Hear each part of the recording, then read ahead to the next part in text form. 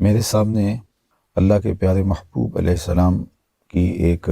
مبارک حدیث پاک ہے جس کو امام ترمذی نے اپنی سند کے ساتھ روایت کیا ہے، اور میں سمجھتا ہوں کہ اس حدیث پاک میں ہمارے لیے اتنی روشنی ہے کہ ہم اس کی ضوء میں، اس کی روشنیوں میں اپنی زندگی کو مرتب اور منظم کریں تو خیر و برکت اور رحمت و راحت کے دروازے کشادہ ہوں گے۔ حضرت ابو کبشہ الانماری رضی اللہ تعالی عنہ اس حدیث کے راوی ہیں۔ کہتے ہیں کہ میں نے اللہ کے رسول صلی اللہ علیہ وآلہ وسلم سے یہ حدیث سنی کہ آپ ارشاد فرماتے تھے، ثلاثۃ اقسم علیہن، تین چیزیں ایسی ہیں جن پر میں اللہ کی قسم کرتا ہوں۔ اللہ کے پیارے محبوب صلی اللہ علیہ وآلہ وسلم کسی چیز کو ایسے بھی ارشاد فرما دیں تو ہمارے لیے حجت ہے، کافی ہے، لیکن اگر آپ کسی چیز کو بیان کرنے سے قبل قسم فرما رہے ہیں تو اس کا مطلب یہ ہے کہ وہ انتہائی اہمیت کی حامل ہے، اور آقا کریم علیہ السلام کی آرزو ہے کہ ہم پوری توجہ، پورے انہماک کے ساتھ اس کو سنیں بھی، سمجھیں بھی اور اس پر عمل پیرا بھی ہوں۔ تو فرمایا تین چیزیں ایسی ہیں، اقسم علیہن، میں ان پر اللہ کی قسم کرتا ہوں، وَأُحَدِّثُكُمْ حَدِيثًا فَاحْفَظُوهُ، اور میں تمہیں کچھ اس کے علاوہ بھی بیان کرتا ہوں۔ یعنی ایک تو وہ چیزیں ہیں جو حضور نے قسم کر کے ارشاد فرمائی، اور فرمایا اس کے علاوہ بھی ہے، میں تمہیں وہ بیان کرتا ہوں، اور وہ بھی اتنی اہمیت کی حامل ہیں کہ فَاحْفَظُوهُ، تم انہیں یاد کر لو، حفظ کر لو۔ اللہ کے محبوب علیہ السلام نے ہمارے سامنے 7 چیزیں بیان فرمائیں، ان میں سے 3 کو بیان کرنے سے قبل قسم ارشاد کی، اور اس کے بعد جو 4 چیزیں ہیں فرمایا کہ وہ اس قدر اہمیت کی حامل ہیں کہ تم ان کو بھی اچھی طرح یاد کر لو، ضبط کر لو، انہیں محفوظ کر لو۔ 3 چیزوں میں سے ایک چیز جن پر اللہ کے محبوب علیہ السلام نے باقاعدہ قسم فرمائی، ما نقص مال عبد من صدقہ، فرمایا کہ میں اللہ کی قسم کر کے کہتا ہوں کہ صدقے سے مال کم نہیں ہوتا۔ بظاہر لگتا ہے کہ 100 میں سے 10 نکال دیں گے تو باقی 90 بچیں گے، آپ کا کیلکولیٹر بھی آپ کو حساب یہی دیتا ہے کہ اتنے سے اتنے منہا کرو گے تو باقی اتنے رہ جائیں گے، لیکن اگر وہ نکالے جانے والے صدقے کی مد میں نکالے گئے ہیں تو یہ ذہن نشین کر لیجئے کہ مال میں کمی نہیں آتی۔ بظاہر تو عددی اعتبار سے ایسے ہی لگ رہا ہے، لیکن اللہ تعالیٰ اس کے اندر برکت ایسی پیدا فرماتا ہے کہ کمی ہونے کی بجائے اضافہ ہوتا ہے، اور اگر صدقہ کرنے سے مال میں کمی آ جاتی تو اس امت کے سب سے غریب شخص کا نام، سب سے مفلس شخص کا نام ابو بکر صدیق ہوتا کہ جنہوں نے اپنا سارا مال راہ خدا میں لٹا دیا۔ تو صدقے سے مال گھٹتا نہیں ہے، صدقے سے مال کم نہیں ہوتا، بلکہ اللہ صدقے کے ذریعے سے مال میں برکت پیدا کر دیتا ہے اور اضافہ فرماتا ہے۔ دنیا کے اوپر بھی ہمیں دیکھنے کو ملتا ہے کہ راہ خدا میں بانٹنے والے، صدقہ و خیرات کرنے والے آسودہ رہتے ہیں اور ان کے اموال میں کمی نہیں آتی، لیکن جو اجر، جو صلہ، جو برکتیں اور جو اللہ اس صدقے کے صلے میں آخرت میں انہیں عطا فرمانے والا ہے، وہ تو کسی ترازو پہ نہیں تولا جا سکتا۔ ہمارے خیال، ہمارا فہم و ادراک اس کی حدود کو بھی نہیں چھو سکتا جو اللہ تعالیٰ بندوں کو صدقے کے صلے میں عطا فرمائے۔ تو راہ خدا میں بانٹنے والے، خیرات کرنے والے مت سمجھیں کہ ان کے مال میں کوئی کمی آتی ہے۔ اللہ تعالیٰ جل شانہ اموال میں اضافہ اور برکت پیدا فرماتا ہے، اور یہ بات اللہ کے محبوب علیہ السلام نے باقاعدہ قسم کر کے کہی، ما نقص مال عبد من صدقہ، کہ میں قسم کر کے کہتا ہوں کہ صدقے سے مال کم نہیں ہوتا، گھٹتا نہیں۔ دوسری بات ارشاد فرمایا کہ ولا ظلم عبد مظلمۃ فصبر علیہا الا زادہ اللہ عزا، کہ جب کوئی شخص ظلم کو سہ جاتا ہے اور اس کے مقابلے کے اندر اس طرح کا رد عمل نہیں دیتا تو بظاہر تو ایسا لگتا ہے کہ اس شخص نے کمزوری دکھائی، لیکن امن عامہ میں خرابی پیدا نہ ہو اور ماحول میں تلخیاں نہ آئیں تو بعض اوقات اپنے رشتہ داروں سے، اعزاء و اقربا سے، دوستوں سے ہم بہت ساری چیزیں برداشت کرتے ہیں۔ اب لگتا یہ ہے کہ شاید اس نے یہ چیز برداشت کر لی، کسی نے سخت بولا تو گوارا کر لیا، کسی نے زیادتی کی تو گوارا کر لیا، تو یہ تو رسوا ہو گیا۔ اللہ کے محبوب فرماتے ہیں جب بندہ ظلم پر صبر کرتا ہے تو اللہ جل شانہ اس کے بدلے میں اس کو عزت عطا فرماتا ہے۔ اس کی آبرو میں کمی نہیں آتی بلکہ اللہ اس کی آبرو میں اضافہ فرماتا ہے۔ یہ بات ذہن میں رکھیے گا کہ ذاتی طور پہ جو ہمیں تکالیف پہنچتی ہیں معاشرے کی جانب سے، لوگوں کی جانب سے، اس کو سہ لینا یہ بڑی بات ہوتی ہے۔ بعض اوقات ایسا ہوتا ہے کہ لوگوں پر جور و ظلم اور جبر کے بازار گرم ہو جاتے ہیں تو اس کے خلاف کھڑا ہونا ہوتا ہے تاکہ ظلم اور جور اور جبر ختم ہو جائے، وہ ایک الگ چیز ہے اور اس کی بھی ہمیں ترغیب دی گئی ہے۔ لیکن عمومی طور پہ ہمارے ساتھ زیادتیاں ہوتی رہتی ہیں تو ہم اپنا حق چھوڑتے ہیں، ہم صبر کر جاتے ہیں، برداشت کر جاتے ہیں۔ اس پر اللہ تعالیٰ جل شانہ نے اجر، صلہ اور جزا رکھی ہے اور عزتوں میں اضافے کی نوید سنائی ہے۔ تیسری چیز ارشاد فرمائی وَلَا فَتَحَ عَبْدٌ بَابَ مَسْأَلَةٍ إِلَّا فَتَحَ اللَّهُ عَلَيْهِ بَابَ فَقْرٍ اور کلمةً نحوها۔ اللہ کے محبوب علیہ السلام نے ارشاد فرمایا کہ تیسری بات یہ ہے کہ جب کوئی شخص سوال کا دروازہ کھولتا ہے، مانگنے لگ جاتا ہے اپنی ضرورت کے لیے، کسی اور کے لیے ترغیب دلانا، معاشرے کے کمزوروں کے لیے لوگوں کو جھولی پھیلا کے بھی کہنا کہ میں حاضر ہوا ہوں اور ان کی ضرورت کو پورا کرنا ہے، اراملہ ہیں، مساکین ہیں، یتامہ ہیں، مفلوک الحال ہیں، مدارس دینیاں ہیں، مساجد کے لیے اس نے فنڈ ریزنگ کی، وہ اپنی ذات کے لیے نہیں۔ یہ جو اپنی ذات کے لیے مانگنا شروع کر دیتا ہے، اللہ جل شانہ اس کے لیے محتاجی کا دروازہ کھول دیتا ہے۔ اور ہم نے دیکھا ہے، آپ نے بھی ملاحظہ کیا ہوگا کہ جو لوگ مانگنا شروع کر دیتے ہیں پھر ساری زندگی مانگتے ہی رہتے ہیں، حتیٰ کہ میں نے دیکھا ہے جو قرض مانگنے کے عادی ہو جاتے ہیں تو وہ بھی پھر مانگتے ہی رہتے ہیں، ان کی ضرورتیں پوری نہیں ہوتی۔ تو مصائب، تکلیفیں، آلام، مشکلیں، بھوک، افلاس، یہ چیزیں انسان کی زندگی کے ساتھ جڑی ہیں، تو کبھی ان کا سامنا کرنا پڑے تو صبر اور استقامت کے ساتھ، حوصلے کے ساتھ ان کا سامنا کرنا چاہیے، واویلا نہیں کرنا چاہیے اور ہاتھ نہیں پھیلانا چاہیے۔ اور جو اللہ کی طرف سے آنے والی اس آزمائش پہ راضی ہیں کہ مالک کوئی بات نہیں، خوشحالیاں بھی تو نے عطا کی تھیں، آج حالات تھوڑے تلخ ہیں تو کوئی بات نہیں، ہم صبر کر کے اس وقت کو بھی گزار لیں گے اور ہم تیرا شکر ادا کرتے ہیں، تو نے ہمیں خوشحالیاں بھی عطا کی اور آج اگر مشکل ہے تو ہم صبر کر کے تیرے ہی شکر گزار ہیں۔ تو یہ تین چیزیں حضور نے قسم کر کے کہیں۔ سب سے پہلی چیز ما نقص مال عبد من صدقہ، کہ صدقے سے مال کم نہیں ہوتا۔ دوسری بات یہ ارشاد فرمائی کہ جب کوئی شخص زیادتی سہ جاتا ہے اور اس پر رد عمل نہیں دیتا، معاشرے کے امن کے قیام کے لیے اور فساد اور شر سے ماحول کو بچانے کے لیے وہ برداشت کر لیتا ہے اور صبر کر لیتا ہے، تو فرمایا کہ اللہ جل شانہ اس کے لیے عزتوں کے در کشادہ کر دیتا ہے، اس کی آبرو میں کمی نہیں ہوتی، آبرو میں اضافہ ہوتا ہے۔ تیسری بات ارشاد فرمائی کہ جو شخص سوال کا دروازہ کھول دیتا ہے، اللہ تعالیٰ جل شانہ اس کے لیے پھر محتاجی کا در کشادہ کر دیتا ہے، پھر وہ ساری زندگی محتاج ہی رہتا ہے، اس کی ضرورتیں ہی پوری نہیں ہوتی۔ یہ تین چیزیں تو قسم کر کے کہیں اور پھر فرمایا کہ میں تمہیں اس کے علاوہ بھی کچھ بتانے والا ہوں، ان کو اچھی طرح سے یاد کر لو، اپنے حافظے میں محفوظ کر لو۔ وَأُحَدِّثُكُمْ حَدِيثًا فَاحْفَظُوهُ قَالَ إِنَّمَا الدُّنْيَا لِأَرْبَعَةِ نَفَرٍ، دنیا چار طرح کے لوگوں کے لیے ہے، یعنی میں اور آپ اگر دیکھیں تو ہم ان چار میں سے کسی ایک دائرے میں ضرور آئیں گے۔ سب سے پہلا شخص عبد رزقہ اللہ مالا وعلما فہو یتقی فیہ ربہ، پہلا وہ شخص جس کو اللہ تعالیٰ جل شانہ نے مال بھی دیا اور اللہ تعالیٰ نے علم بھی عطا فرمایا، مال بھی عطا کیا اور علم کا نور بھی نصیب فرمایا، اور ان دونوں کے لیے جو لفظ استعمال ہوا وہ رزقہ اللہ مالا وعلما، صرف مال ہی رزق نہیں ہے جس طرح عمومی طور پہ سمجھا جاتا ہے، علم بھی رزق ہے، بلکہ ایک روایت میں آتا ہے کہ بہترین رزق جو عبد کو، بندے کو دیا گیا وہ صبر ہے، چونکہ یہ رزق اگر عطا کر دیا گیا تو کتنے مسائل ہی ختم ہو جاتے ہیں۔ زندگی تو مشکلات سے، مصائب سے، آلام سے، تکلیفوں سے، تلخیوں سے عبارت ہے، زندگی تو نام ہی اسی کا ہے۔ تو اگر کوئی شخص صبر کا جوہر نہیں رکھتا، برداشت کا مادہ نہیں رکھتا، تو اس کی تلخیاں کتنی زیادہ ہوں گی، وہ تو ہر وقت چیختا چلاتا رہے گا۔ تو اب صبر اگر کسی کو عطا کر دیا گیا تو اس کو بہت بڑا رزق عطا کر دیا گیا۔ تو رزق صرف مال ہی نہیں ہے، کھانے پینے کی اشیاء ہی نہیں ہے، رزق علم بھی ہے، رزق صبر بھی ہے، اچھے اخلاق بھی رزق ہیں، صالح اعمال بھی رزق ہیں جو بندے کو اللہ تعالیٰ نے عطا فرمائے۔ تو فرمایا کہ پہلا وہ شخص جس کو اللہ تعالیٰ نے مال بھی عطا کیا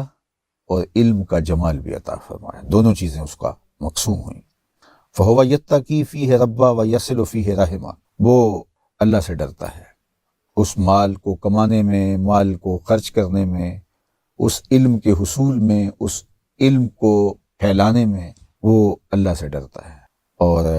بہت محتاط زندگی گزارنے کی کوشش کرتا ہے کہ مال کے حوالے سے مجھ سے کوئی کوتاہی نہ ہو جائے۔ اللہ نے مجھے علم دیا ہے تو میں اس علم پر عمل پیرا بھی ہوں، تو وہ ڈرتا ہے اللہ سے اور اس کے حق کو بھی پہچانتا ہے، یعنی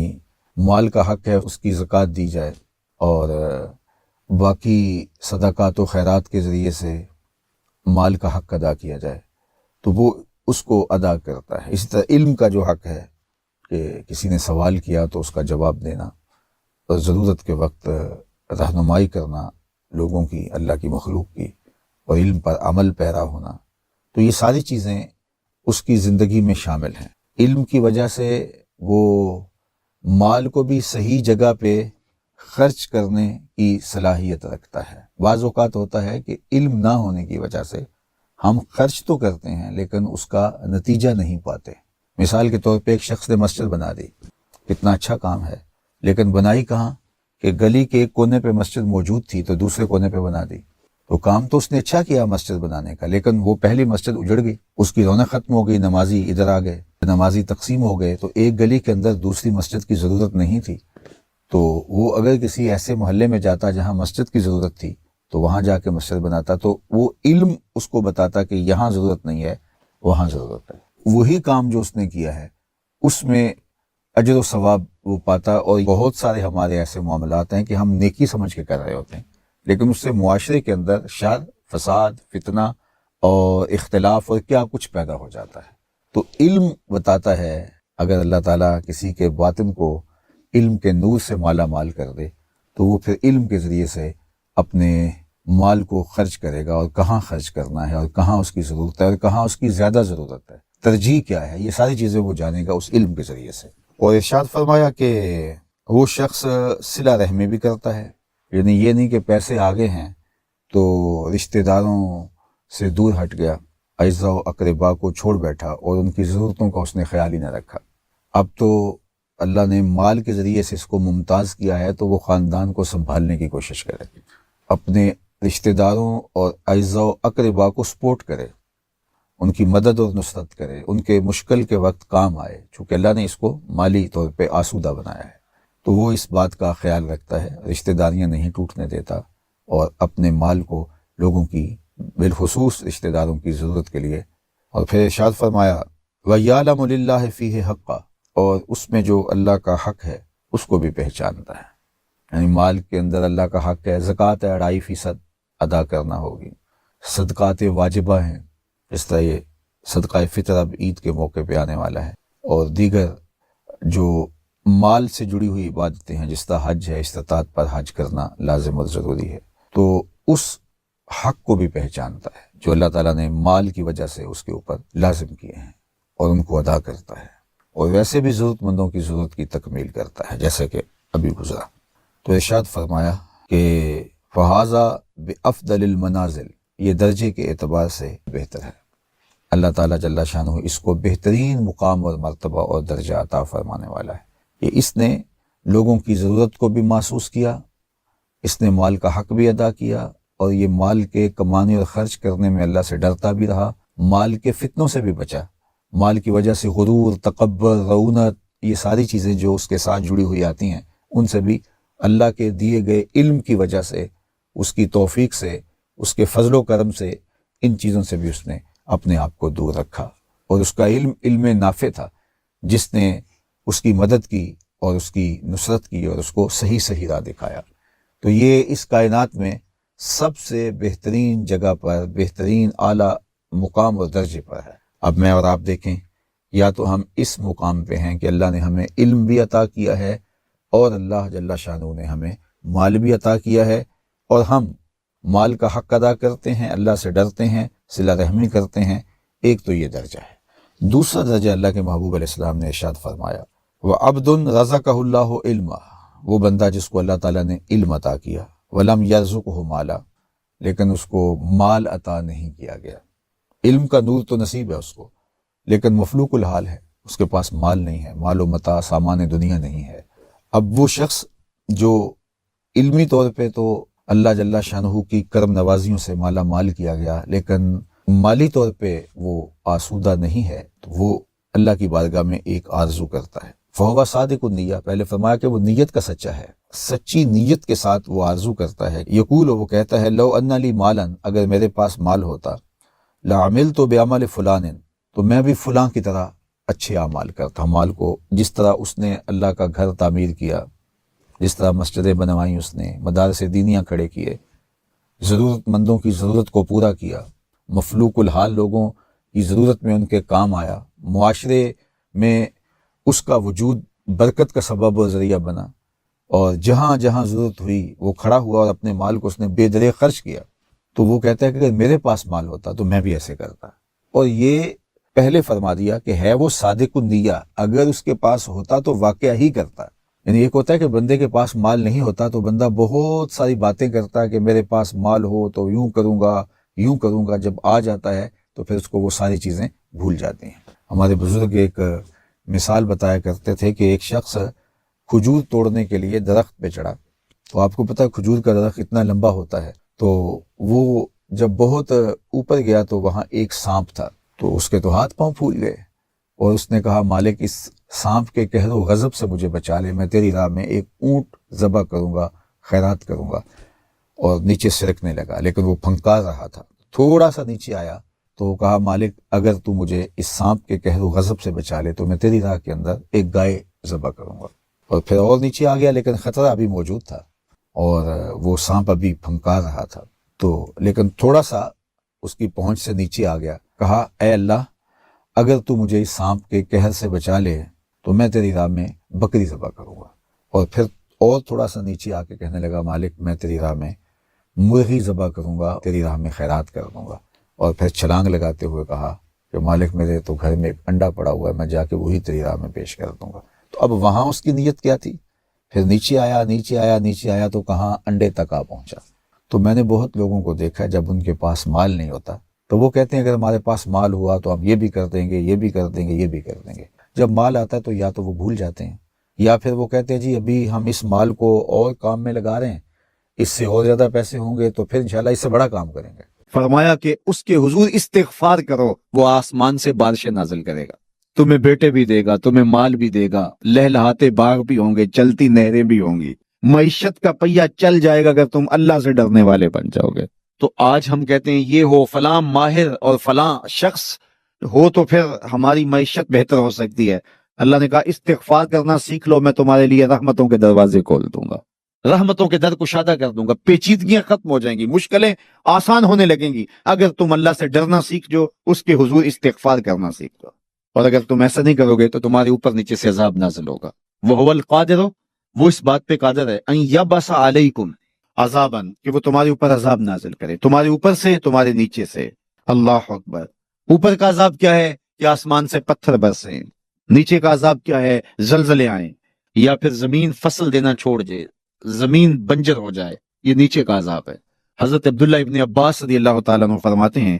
اوپر کا عذاب یہ ہے تمہارے حکمران نااہل ہوں، اور نیچے کا عذاب یہ ہے تمہاری اولادیں نافرمان ہو جائیں۔ یہ اوپر اور نیچے کا عذاب ہے جس میں تمہیں مبتلا کر دیا جاتا ہے۔ یہ کب ہوتا ہے؟ جب تم اللہ کے حکموں کے نافرمان ہو جاؤ۔ جب چند لوگ اللہ کے نافرمان ہو جاتے ہیں تو پھر ان چند لوگوں کو انفرادی اذیتوں میں اور مشکلات اور پیچیدگیوں میں مبتلا کیا جاتا ہے۔ لیکن جب کوئی قوم من حیث المجموع اللہ کے حکموں کو توڑتی ہے اور اس کے حکام سے روگردانی کرتی ہے تو پھر پوری قوم کو مشقتوں میں، اذیتوں میں، تکلیفوں میں مبتلا کر دیا جاتا ہے۔ اس کا علاج کیا بتایا؟ استغفار۔ حضرت نوح علیہ السلام نے جو اپنی قوم سے کہا تمہیں مال بھی ملے گا، تمہیں دولت بھی ملے گی، تمہیں بیٹے بھی ملیں گے، سرسبز جو ہے وہ باغات بھی نصیب ہوں گے، ان کی شاخیں پھلوں سے لدی ہوئی ہوں گی، چلتی ہوئی نہریں اور برستی ہوئی بارش، ساون کے نچڑتے ہوئے بادل، اور ماحول کی خنکیاں اور خوبصورتیاں اور جمال اور لہلہاتے ہوئے سبزے، اور تمہارے اوپر ہر طرح کی عنایات برسیں گی اگر تم اللہ سے ڈرنا سیکھ جاؤ گے اور اللہ کے حضور استغفار کرنا سیکھ جاؤ گے۔ تمہیں خوشحال اور خوبصورت زندگی عطا کر دی جائے گی۔ اللہ اکبر۔ لیکن اگر تم ایسا نہیں کرو گے تو تمہاری معیشت تنگ کر دی جائے گی۔ استغفار کریں، تقوی کے خوگر ہو جائیں، شکر کرنے کی عادت ڈالیں۔ جو شکر کرتے ہیں اللہ تعالیٰ ان کو اور زیادہ عطا فرماتا ہے، دنیا میں بھی اور آخرت میں بھی۔ اس طرح دوسروں کی پریشانیاں دور کریں، اللہ آپ کی پریشانیاں دور کرے گا۔ بانٹنے کا مزاج پیدا کریں، آپ کے پاس جو بھی ہے بانٹ دیں، علم ہے تو بانٹیں، خوشیاں ہیں تو بانٹیں، آپ کے پاس دولت ہے تو لوگوں کے دکھ اس دولت سے دور کرنے کی کوشش کریں۔ جب آپ بانٹنا شروع کر دیں گے تو آپ کا رب آپ کو عطا کرنا شروع کر دے گا۔ یہ بات ہو نہیں سکتی کہ انسان کی زندگی میں مشکل نہ ہو۔ جب انسان کو پیدا کیا گیا تھا، اس کا خمیر گویا گیا تھا، تو 39 دن تک اس کے خمیر پر مٹی جو گوندی گئی تھی انسان بنانے کے لیے، اس پر 39 دن دکھوں کی بارش ہوئی تھی اور ایک دن خوشیوں کا می برسا تھا۔ تو انسان کی زندگی میں خوشیاں اور غم اس تناسب سے ہیں۔ لَقَدْ خَلَقْنَا الْإِنسَانَ فِي قَبْضٍ، انسان کی زندگی مشقتوں کا مجموعہ ہے، حالات کی تلخیوں کے سے مقابلہ کرنا پڑتا ہے، لیکن حالات مشکل ہو جائیں تو ان سے نکلنے کا راستہ کیا ہے؟ تو سنیے قرآن کیا کہتا ہے، وَمَن يَتَّقِ اللَّهَ يَجْعَلْ لَهُ مَخْرَجًا وَيَرْزُقْهُ مِنْ حَيْثُ لَا يَحْتَسِبُ۔ جو اللہ سے ڈرنے لگ جاتا ہے، تقوی اختیار کر لیتا ہے، تو پھر اللہ تعالیٰ جل شانہ اس کے لیے مخرج پیدا کر دیتا ہے، یعنی اس مصیبت سے نکلنے کے اللہ راستے دیتا ہے۔ یہ اس شخص کا مقصوم ہے جو اللہ سے ڈرتا ہے۔ اس پر مشکلات اس پہ بھی آتی ہیں، یہ نہیں کہ اس پہ مشکلات نہیں آتی، زندگی کی مشکلات کا وہ بھی شکار ہوتا ہے، لیکن جو ہی مشکلات آتی ہیں ان مشکلات سے نکلنے کا اللہ اسے راستہ بھی عطا کر دیتا ہے۔ اور دوسری بات، وَيَرْزُقْهُ مِنْ حَيْثُ لَا يَحْتَسِبُ، اللہ اس کو وہاں سے رزق دیتا ہے جہاں سے اسے گمان بھی نہیں ہوتا، وہاں سے رزق دے دیتا ہے۔ بندہ تو یہ کہتا ہے نا کہ مجھے یہاں سے ملے گا، یہاں سے، ایک بندے کی منصوبہ بندی ہے، لیکن جو اللہ سے ڈرنے والا ہوگا اللہ اس کو وہاں سے رزق دے گا جہاں اسے گمان بھی نہیں ہوگا، خیال بھی نہیں ہوگا کہ یہ راستہ بھی حصول رزق کا ہو سکتا ہے۔ تو یہ میرے رب کا وعدہ ہے اور میرے رب کے وعدے سچے ہیں۔ تو جب تم اللہ سے ڈرنے لگو گے تو یہ تخت و تاج، یہ دنیا کی عزتیں، یہ تمہارے قدموں میں ہوں گی۔ اس سے ڈرنے کا نتیجہ ہے جو تمہارا رب تمہیں عطا فرمائے گا۔ حضرت عمر رضی اللہ تعالیٰ عنہ کی خدمت میں ایک شخص آیا، اس نے کہا میرے ہاں اولاد نہیں ہے، تو آپ نے کہا استغفار پڑھا کرو۔ ایک دوسرا شخص آیا کہ صاحب بارشیں نہیں ہوتی، فرمایا استغفار پڑھا کرو۔ تیسرا شخص حاضر خدمت ہوا اور کہا کہ ہمارے ہاں قحط کا عالم ہے، فرمایا کہ استغفار پڑھا کرو۔ تو کوئی پاس بیٹھا تھا، اس کے اٹھ کے جانے کے بعد کہا کہ مختلف لوگ مختلف سوال لے کر آئے اور آپ نے ایک ہی جواب دیا کہ استغفار پڑھا کرو۔ تو کہا میں نے اپنی طرف سے تھوڑا دیا، یہ تو میرے رب کا فرمان ہے۔ کہا وہ کیسے؟ کہا سورہ نوح پڑھو، فَقُلْتُ اسْتَغْفِرُوا رَبَّكُمْ۔ حضرت نوح علیہ السلام نے اپنی قوم سے کہا کہ اپنے رب کی حضور استغفار کیا کرو، انہ کان غفارا۔ اس کا نتیجہ کیا ہے؟ جب تم استغفار کرو گے تو وہ تمہارے گناہ بخش دے گا۔ ایک تو فائدہ اس کا یہ ہوگا، وَيُرْسِلِ السَّمَاءَ عَلَيْكُمْ مِدْرَارًا، آسمان سے موسلادھار بارشیں بھی برسیں گی، وَيُمْدِدْكُمْ بِأَمْوَالٍ وَبَنِينَ، اور اللہ تمہیں استغفار کی برکت سے مالا مال بھی کر دے گا، وَبَنِينَ، اور تمہیں بیٹے بھی عطا کرے گا، وَيَجْعَلْ لَكُمْ جَنَّاتٍ وَيَجْعَلْ لَكُمْ أَنْهَارًا، تمہیں باغ بھی عطا کرے گا اور تمہیں چلتی ہوئی نہریں بھی عطا فرمائے گا۔ آج میں سمجھتا ہوں کہ پاکستانی قوم کو اجتماعی استغفار کی ضرورت ہے۔ آپ کے دریاؤں کا پانی سوکھ گیا، استغفار کریں گے اللہ تعالیٰ ان کو پانیوں سے مالا مال کر دے گا، بارشیں ہوں گی، قحط سالیاں دور ہوں گی، بے اولادوں کو استغفار سے اولاد نصیب ہوگی، اور معیشت کی بہتری جو ہے وہ استغفار کے ذریعے سے ہوتی ہے۔ تو یہ 5 چیزیں بیان فرمائیں، تو استغفار سے خوشحال زندگی کا تصور ابھرتا ہے۔